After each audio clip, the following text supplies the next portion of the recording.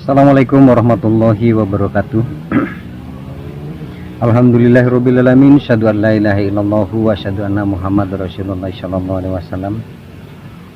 Salam sejahtera selalu, salam berbahagia selalu.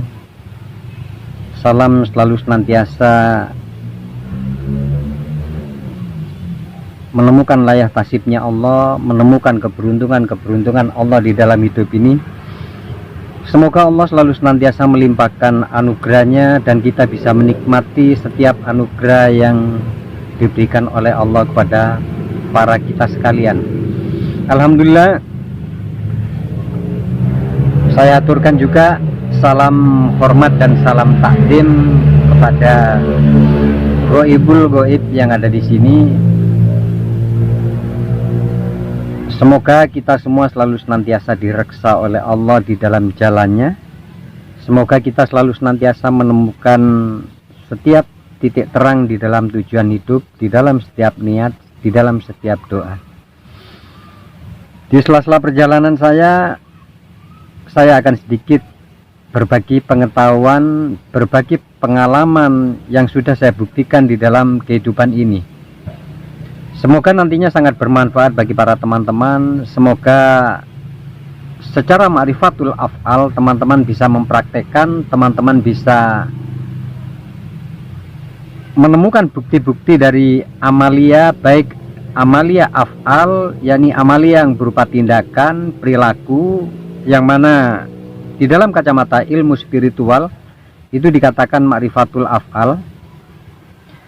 Dan di dalam ma'rifatul asma'nya, semoga setiap amalia kita, setiap dzikir kita, setiap koneksi kita dengan Allah, setiap kita tersambung dengan Allah, semoga selalu senantiasa menjadikan diri kita yang bisa menikmati hidup tanpa melanggar rel-rel aturan yang sudah ada. Alhamdulillah, untuk kali ini saya akan berbagi tentang dzikir kolbi. Jadi dzikir kolbi ini nantinya manfaatnya, mahabbahnya itu kita di dalam hidup kita selalu senantiasa terhubung dengan Allah, yang kata orang-orang yang memahami ilmu kebatinan dikatakan dengan sholat daim atau as-sholatu daiman abadan, yakni setiap tarikan nafas kita itu mengingat Allah. Sebenarnya ini adalah bahasa filosofi yang dimaksud mengingat Allah dalam setiap tarikan nafas, yakni kita selalu senantiasa terhubung dengan Allah. Manfaat kita selalu terhubung, terkoneksi dengan wujud ketaatan dan ketakwaan kepada Allah. Ini manfaatnya.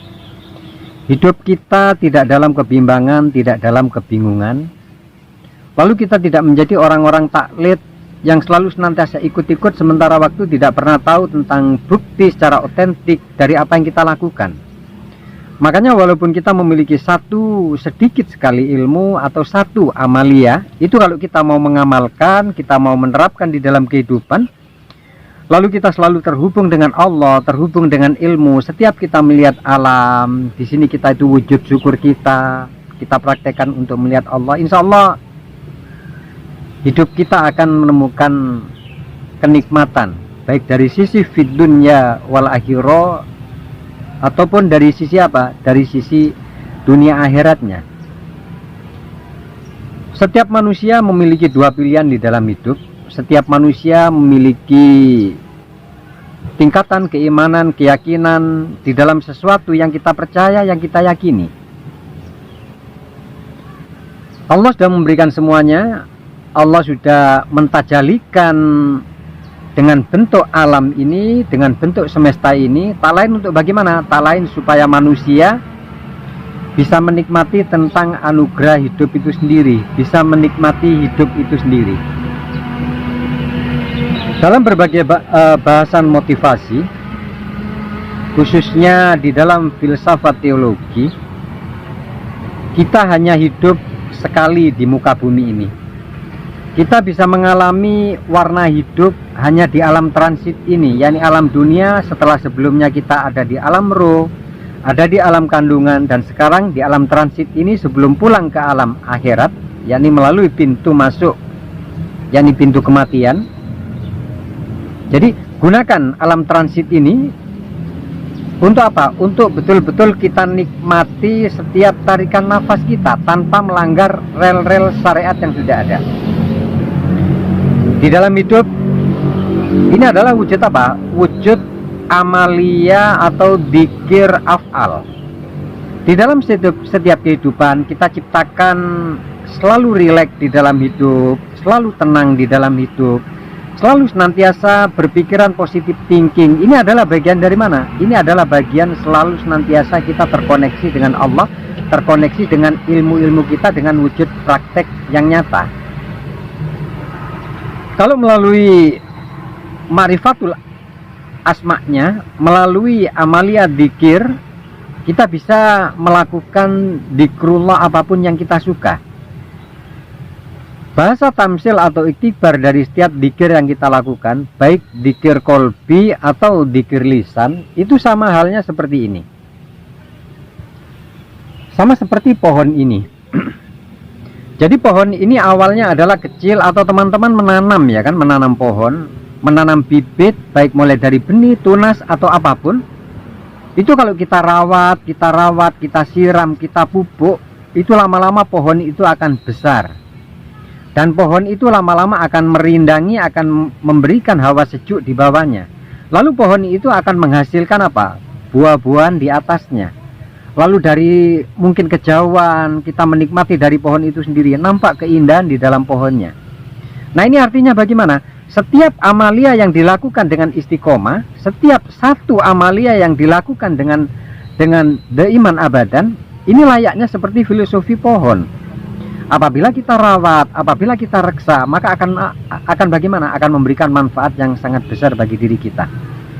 Semua tak terlepas dari pengetahuan, semua tak terlepas dari suguhan pengalaman-pengalaman bagaimana bukti setiap amalia yang kita lakukan. Nantinya kita setelah mengetahui tentang buktinya, mengetahui tentang rasa yang kita dapatkan dari setiap amalia, maka kita akan bagaimana? Maka kita akan istiqomah untuk melakukan. Makanya bagi para teman-teman, yang pertama tentang istiqomah di dalam af'al kehidupan, di dalam setiap tindak perilaku kehidupan, af'al di dalam setiap menjalani kehidupan. Ini adalah bagian dari amalia kolbi. Ciptakan teman-teman di dalam kehidupan ini selalu enjoy, selalu tenang, selalu rileks. Jangan terlalu memperparah tentang kerumitan kehidupan. Jangan terlalu memperparah tentang kekacauan pikiran. Nah, apabila teman-teman bisa melakukan itu pelan-pelan merubah cara kebiasaan yang dulu. Nah, cara merubah kebiasaan bagaimana? Banyak solusinya. Bisa teman-teman melalui diam di dalam keheningan, bisa teman-teman mereksa tentang ilmu meditasinya. Kalau teman-teman paham tentang permainan yoga, silakan teman-teman praktekkan tentang yoganya. Kalau teman-teman banyak tahu tentang ilmu pernafasan, lakukan tentang ilmu pernafasan itu sendiri. Tentang ilmu meditasi saya pernah buka di dalam bab yang lain. Tentang ilmu pernafasan saya sudah buka di bab lain. Tentang motivasi hidup dan cara untuk sampai di dalam tujuan hidup saya sudah bahas di dalam bab-bab yang lain. Makanya bagi para teman-teman, nikmati sayang, setiap kehidupan kita itu menyuguhkan kenikmatan. Ujian hidup, problem hidup, permasalahan hidup, kekacauan pikiran, kadangkala ada terjadi masalah dalam diri kita. Itu adalah permainan pikiran kita. Sebenarnya kalau kita teliti secara analitik, itu adalah permainan perbuatan kita sendiri. Makanya ironi, sekali kita hidup di dunia, kalau kita selalu senantiasa ruwet di dalam kehidupan, setiap permasalahan, setiap pemikiran kita besar-besarkan. Jadi kita ironi, orang lain bisa berbahagia, orang lain tanpa, ibaratnya tanpa materi yang lebih, tanpa kecukupan di dalam finansial, mereka bisa tertawa, mereka bisa berbahagia, mereka bisa damai. Kenapa kita tidak yang berlimpah apa? Berlimpah tentang duniawi. Jadi intinya, terapkan di dalam setiap tarikan nafas itu apa? Terapkan kesenangan, ketenangan, lalu kita bisa menikmati hidup. Praktekkan juga bagi para teman-teman, saya sudah bahas di bab lain juga. Teman-teman tatkala mau tidur, alangkah indah kalau kita tatkala tidur mungkin kita sambil seperti berdoa kepada Allah tatkala berbaring. Ucapkan kepada Allah tatkala mau memejamkan mata, ya Allah, terima kasih atas hidup ini ya Allah. Terima kasih ya Allah atas anugerah yang Engkau berikan, nikmat-nikmat yang Engkau berikan kepada hamba di dalam hidup ini. Terima kasih wahai sang sumber kehidupan, terima kasih wahai sang sumber esensi, terima kasih wahai sang sumber segala penciptaan. Ucapkan itu. Lambat laun akan menarik tentang vibrasi-vibrasi positif, akan menarik tentang afirmasi positif. Kalau teman-teman bagaimana memutar frekuensi tentang positif itu sendiri. Jadi intinya, hidup itu sebenarnya yang bikin sandiwara itu kita sendiri. Keruwetan hidup, tentang gejolak hidup, kebingungan hidup, lalu termasuk kekacauan-kekacauan di dalam pikiran, itu sebenarnya kita yang menciptakan sendiri. Teman-teman mungkin paham bagaimana dengan hakikat Allah, bahwa secara ma'rifatullah itu af'al Allah, ma'rifat tentang af'al, ma'rifat tentang sifat, ma'rifat tentang asma, ma'rifat tentang dat itu sendiri, itu sudah dianugerahkan kepada manusia. Artinya manusia diberikan hak otonom oleh Allah di dalam dirinya. Gunakan hak otonom itu sebelum dicabut, yakni bagaimana? Seperti dalam keadaan sekarang, orang sangat mudah sekali meninggal. Sekarang malaikat Israel sangat sibuk untuk mencabuti nyawa-nyawa orang-orang yang sudah selesai urusannya di dalam dunia. Sakit sedikit meninggal, panas dingin sedikit meninggal. Makanya bagi para teman-teman, sebelum malaikat Israel menghampiri kita, sebelum dicabut nyawa kita entah dari lubang sebelah mana, alangkah indah kalau kita tata, kita persiapkan diri kita. Agar bagaimana? Agar nantinya setelah kita masuk ke alam, yakni alam akhir, kita menemukan tentang tujuan hidup, menemukan tentang keinginan. Jangan pernah permasalahkan tentang kemarifatan kepada Allah. Teman-teman mungkin sekarang nggak marifat total secara Allah, nggak tahu wujud Allah mungkin. Bagaimana tentang fasama wajhullah? Jangan dijadikan permasalahan. Nikmati seluruh kehidupan, tata setiap hati, lalu reksa setiap kebaikan-kebaikan yang ada di dalam kolbi teman-teman. Insya Allah dengan itu bagaimana? Teman-teman akan sampai di dalam tujuannya. Jadi kemarifatan total, faham tentang apapun, faham tentang awaluddin ma'rifatullah, faham tentang awalu wajibin alal ma'rifatullah, alal insani ma'rifatullah, faham tentang man arofa nafsahu fakot arofa robahu. Ini adalah bagian predikat-predikat bagaimana? Predikat-predikat pencarian manusia. Tetapi teman-teman punya kebaikan di dalam hati, teman-teman punya kesempatan untuk bermanfaat di dalam kehidupan ini. Manfaatkan semua teman-teman itu. Karena bagaimana? Dengan semua itu Allah akan ridho. Bagaimana tentang tingkatan keyakinan, tentang tingkatan kemarifatan kita kepada Allah? Itu yang pertama tadi. Jadi mudawamakan di dalam hidup itu kita selalu senantiasa tenang, selalu senantiasa enjoy. Nggak usah dipermasalahkan tentang problem kehidupan, tidak usah kita permasalahkan tentang kebingungan kehidupan, nggak usah kita permasalahkan tentang kurangnya finansial, materi atau keduniaan. Toh kita nggak mati. Dengan berlalunya waktu, dengan proses kehidupan, toh nantinya kita akan sampai di dalam ketenangan seperti kebiasanya.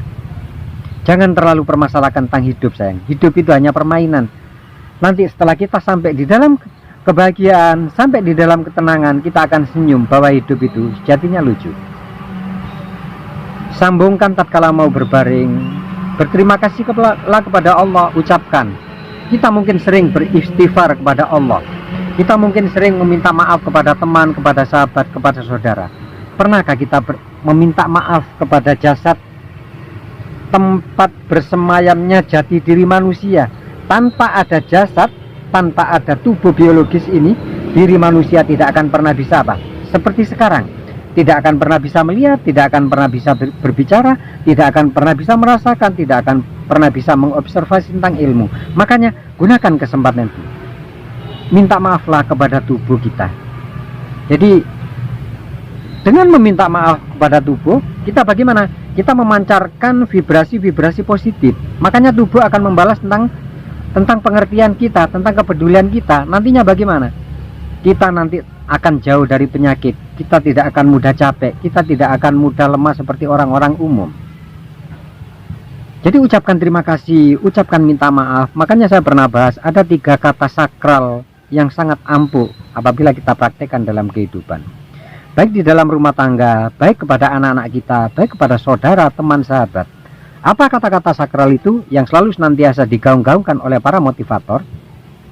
Yang pertama adalah kata-kata minta tolong. Yang kedua adalah kata-kata minta maaf. Yang ketiga adalah kata-kata terima kasih. Ini adalah doa mustajabah kalau kita mau mempraktekkan. Coba kita sekarang kepada saudara kita, kepada teman. Kita umpama mau suruh ngambilkan sesuatu.